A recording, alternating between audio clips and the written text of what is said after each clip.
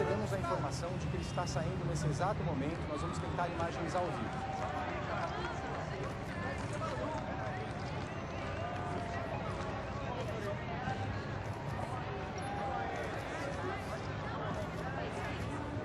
Senhor, o que o levou a querer se jogar?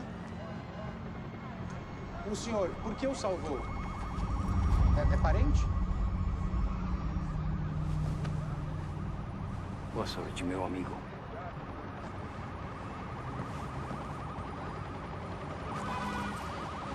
Espera!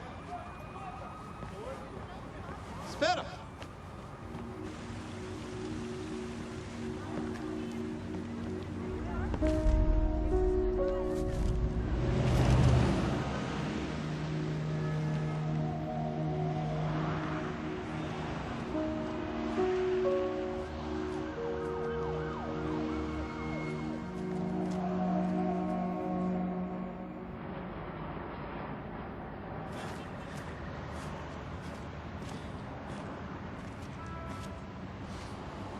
Acho que essa foi a minha cota de exercício para a semana. Obrigado.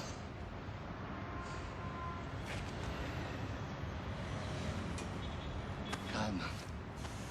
Tá tudo certo, acabou agora.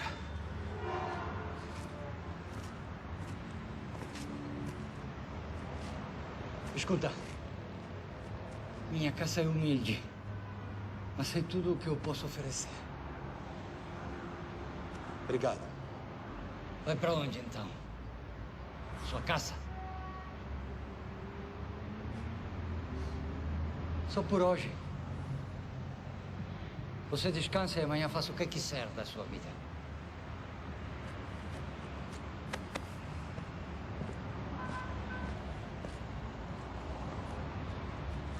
É longe daqui?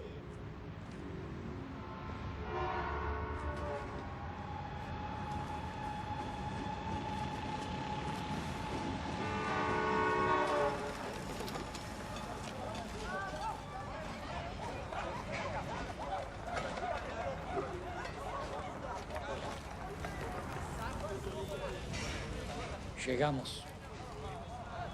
Onde? O quê? Sua casa. Cadê?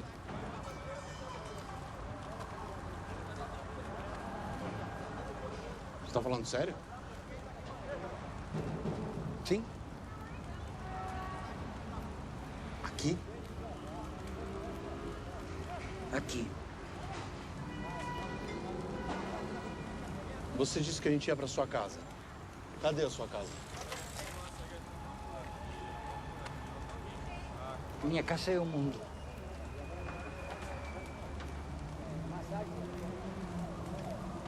Eu fico aqui, venha.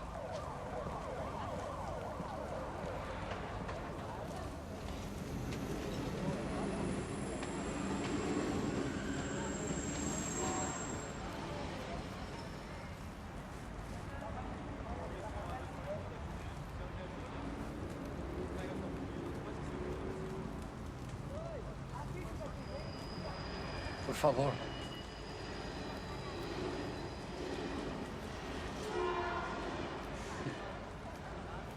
Não. É a sua cama, não... Hoje ela é sua. Por favor, não me faça satisfeita.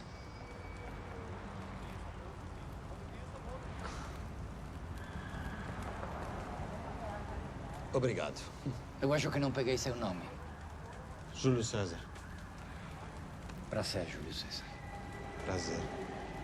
Você? Com licença.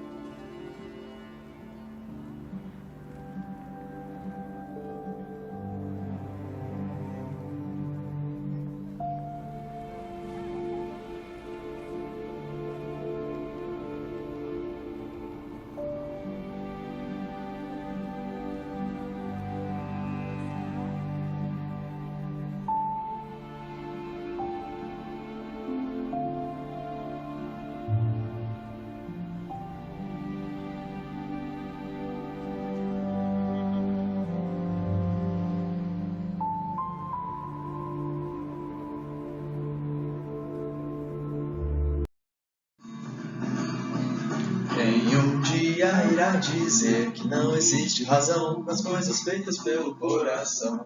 E quem me irá dizer que não existe razão? Eduardo viu os olhos, mas não quis se levantar. E que horas eram? E eu não sei a música. Eles disseram Eduardo e Mônica eram nada.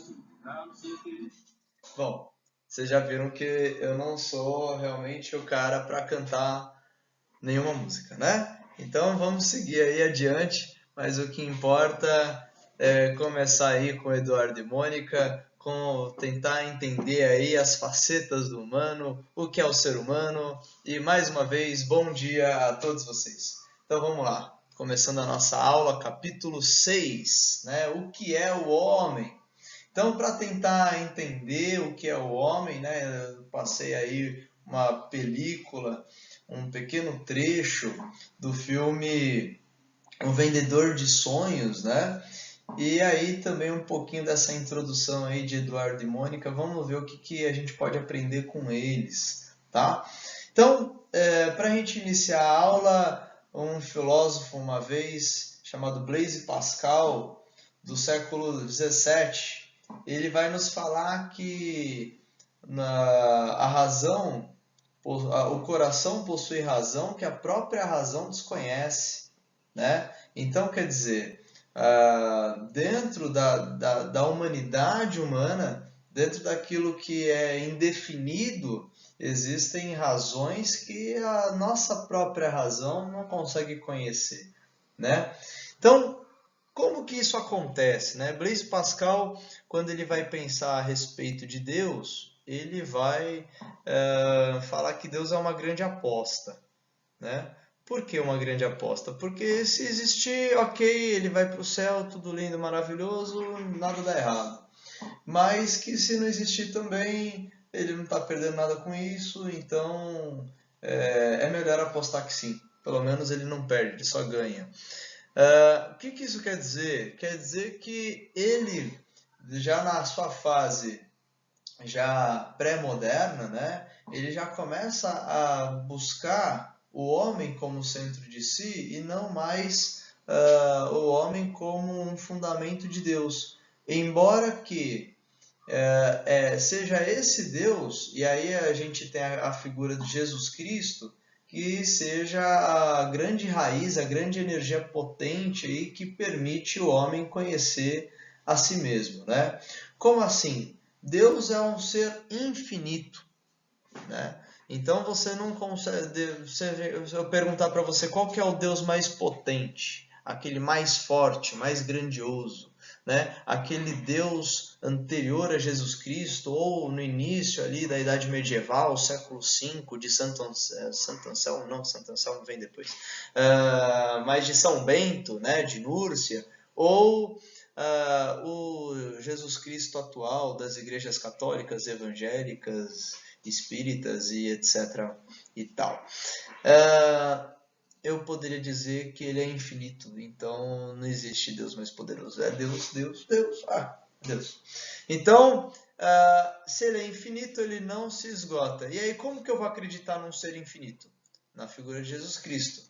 É a encarnação desse Deus infinito. Então, quer dizer, o que é o homem? O homem é um ser mediano, né? O homem é um ser entre o infinito, aquele que não se esgota, aquele que é onipotente, onipresente. Você não sabe aonde começa nem onde termina. E o finito, né? Então você sabe que o ano zero lá teria nascido Jesus Cristo, né? Nosso calendário que é cristão, e ele vai morrer aos 33 anos de idade, né? Ou seja, quase com a minha idade, hein? Viver um pouquinho mais. E aí, então, um ser finito. Para poder definir isso, ele vai falar o seguinte, olha, existe o espírito de geometria, que é um espírito que a gente tenta dar forma ao corpo, que a gente tenta dar forma ao espírito. O que é esse espírito que se tenta dar forma? É a intelecção, tá? É a natureza humana. veja que a natureza humana não é o corpo humano, mas a intelecção, né? Essa capacidade de compreensão. Então, a forma, a capacidade de compreensão humana e a compreensão do humano, certo? E também o espírito de finesse. O que seria o espírito de finesse? Aquilo que é intuitivo. Então vamos pensar assim, a ideia de geometria está aí ligado à razão e a finesse ligada aí à emoção. Então o coração tem razões que a própria razão desconhece, que o próprio espírito de geometria não consegue então conceber, a gente não consegue definir, né, a forma que essa razão existe. A gente só sabe que existe, percebe? E aí o que é o equilíbrio, né? O equilíbrio justamente era dos extremos, né? Eu estou com tanta raiva, que essa raiva passa a ficar até bonitinha, né? Mas é tão bonito que dá até raiva e fica até feio. Então, quer dizer, quando ele vai falar que a gente está sempre buscando equilíbrio, né? Eu não sei se vocês conhecem aquele ditado popular, né? Depois da tempestade sempre vem um dia de sol. Então, depois de um dia de sol sempre vem o quê? A tempestade, né? Então, quer dizer, quando você cai do céu, você chega no inferno, mas se você cair do inferno, você volta para o céu, né? E o equilíbrio é justamente esse estado, tá? De certa medida, que a gente está sempre indo aos extremos em busca do quê? Em busca desse equilíbrio. E aí a gente não consegue equilíbrio, né? Porque eu busco tanto conhecimento que eu fico cego. Então eu não consigo enxergar nada fora desse conhecimento que eu adquiri, né? Então, quer dizer, eu quis o conhecimento para poder enxergar as coisas, mas eu passei a não enxergar uma série de outras coisas, porque essas outras coisas estavam fora desse conhecimento. Ou eu não quis mais enxergar nada. Eu não quis enxergar nada e acabei, então, enxergando um monte de coisa que eu não queria saber, mas as coisas se apresentam na minha frente. Sabe? Então, quer dizer, o que é o humano? É uma busca incessante do equilíbrio, e nessa busca incessante do equilíbrio, ele sempre vai encontrar a sua forma mais radical, o seu espírito de geometria mais radical, né? Então, é o seu espírito de finesse em conflito com o seu espírito de geometria, tá? Pico de Mirandola vai ser também um religioso do século XV, né? Então, um pouco antes do Brasil ser descoberto, né? E ele vai falar que o ser humano é um ser de dignidade, que vive tendo que fazer escolhas, né? Então, o que significa dignidade? Dignidade para ele é justamente essa questão de autoconstruir, né? Então, o tempo todo eu faço uma escolha e ao fazer essa escolha eu me construo num ser diferente, né? Numa outra coisa, né? Então, eu até trouxe o vídeo, né? Justamente com essa intenção, porque o Júlio César ele é um psiquiatra, um psicólogo extremamente famoso, conhecido, aclamado por todos, mas que vive numa situação extremamente complicada. Ele tenta se matar, ele tenta o suicídio. Desculpa. Então ele tem problemas em casa com a família, tem problema com os colegas de trabalho, tem problemas financeiros no escritório, com o cliente, ele tem problema de tudo que é ordem. E ele tenta acabar com tudo isso, né? E ao fazer isso, ele vai descobrir o mestre, né? O vendedor de sonhos, que vai mostrar uma outra realidade para ele. O que Mirandola está querendo? O que a gente pode aplicando o conteúdo de Mirândola nesse trecho, né? Existem duas espécies de felicidade, tá? Eu diria que aquele que é rico e aquele que é pobre, tá? Aí você vai falar, poxa, professor, então eu sou feliz, né? Então eu digo que você é muito modesto, né? Não, gente, quando eu falo rico, eu estou falando daquela pessoa que não precisa trabalhar para ter riqueza, tá? Então, dentro desse conceito de não precisar trabalhar para ter riqueza, eu poderia dizer para vocês que mesmo o Neymar tendo muita grana, ele não é o cara rico do qual eu estou me tratando aqui, né? Eu tenho certeza que se Neymar não trabalhar e gastar do jeito que ele continua gastando, em pouco tempo, bom, em pouco não, bastante tempo, né? Mas em algum momento da vida dele ele vai quebrar, né? Ele vai ficar sem grana. Então,